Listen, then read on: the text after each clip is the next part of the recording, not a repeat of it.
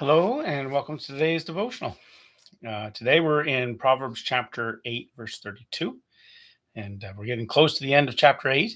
As we work through this chapter, we hear this image of wisdom as if wisdom was this person talking to you, and she's telling us all about the benefits of a relationship with her.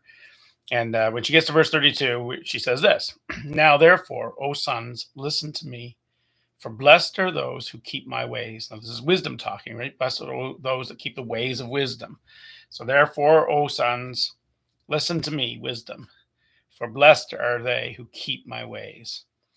So there it is. So this verse today, it's going to be a little bit of a short devotional today, but just the thought that I wanted to just put out there is this idea is a counter idea to this idea that we sometimes hear in life, things like ignorance is bliss, right? That not knowing is bliss. And I get the idea behind that, the idea that innocence, right, the lack of knowledge of something is somehow blissful. It's really the best way to keep happy. Just don't know things.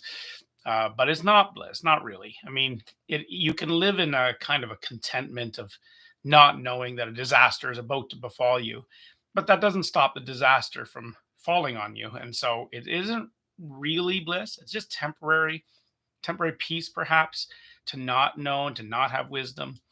But it doesn't stop the disaster. So when the disaster arrives, then you have no choice but to know that there's a disaster, but you haven't got any time to deal with it. And so it ends up being just horrible. And many people who choose to live in ignorance of things or in denial of things find themselves in great sorrow when the thing that they're denying or that they haven't bothered learning about comes upon them. So it's just not good. So there is a blessedness, wisdom is saying here, in keeping the ways of wisdom, like growing in understanding, growing in knowledge brings a blessing to your life. There's another saying, the ways of wisdom, like growing in understanding, growing in knowledge brings a blessing to your life. There's another saying we say, what you don't know won't hurt you. Sometimes people say that, right? This idea that somehow if you don't know it, it can't harm you. Well, that's once again, that's just not true. I mean, there's some things, if I don't know what the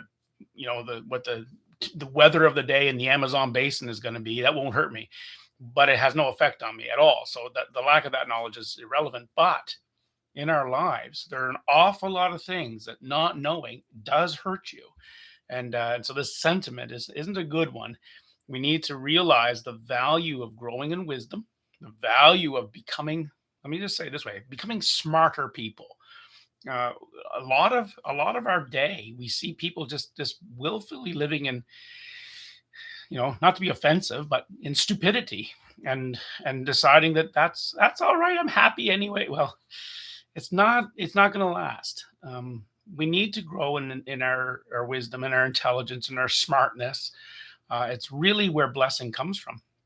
The blessing of growing your wisdom is that you will have increasingly better life outcomes. Now you can still face hardships and stuff, but you'll have an increasingly better set of life outcomes when you learn to live in wisdom. You'll have better relationships with people when you learn to live in wisdom. If you decide I don't need to know, then you'll trample all over other people, and that will cause hardships in your relationships. But through wisdom, you can learn how to interact with people better, and thus have better relationships. With the growth and wisdom, you can learn to read people better and have better empathy for people, because you can start to understand their perspective instead of just going along blissfully in your own world of your own desires, your own goals. So you'll have better relationships. You have a better personality. People who decide that they don't need to grow in wisdom just grow in a sort of a self-affirming lifestyle, which is a way to basically become a pretty horrible person. But as we grow in wisdom, we learn to tame ourselves and to tame our personality traits and be better people. And so, in so many ways, the growth of understanding and the growth of wisdom is a really, really good thing. It's where blessing comes from. We'll have less hardship. The fool rushes into hardship, right? We go back to the early chapters of Proverbs. The fool's course leads to death, right? You go into the house and the path that leads to death. The idea of the destruction of your world, the destruction of your relationships, the destruction of your comforts and everything. So we want to grow in wisdom. Our world keeps teaching, and I've said this many times in this series, but our world keeps teaching that no, the way to happiness, the way to blessing is through satisfying your urges, satisfying whatever appetite you happen to have. Well, tell that to the fish that looks at the baited hook. He looks at that little wiggling worm or the fly that lands on the water and he thinks that looks good, but there's a hook in it. And so ignorance is not bliss for this fish. The What he doesn't know is going to hurt him pretty badly in a moment. Just following our urges and just following our emotional happiness, our temporary emotional happiness at the cost of true lasting blessing is not wisdom, and it will be sad. But if we follow wisdom, sometimes we have to tame our short-term emotional happiness, and it can be hard, but it results in long-term real blessing and a better life all around. And so it's really incumbent on us to grow in wisdom, because blessing is in those that keep the ways. Now, next verse, which we'll do next week, in verse 33, it talks about actively doing that, not passively doing that. So we'll talk about that next week. Anyway, have a great weekend. It's a short one here today.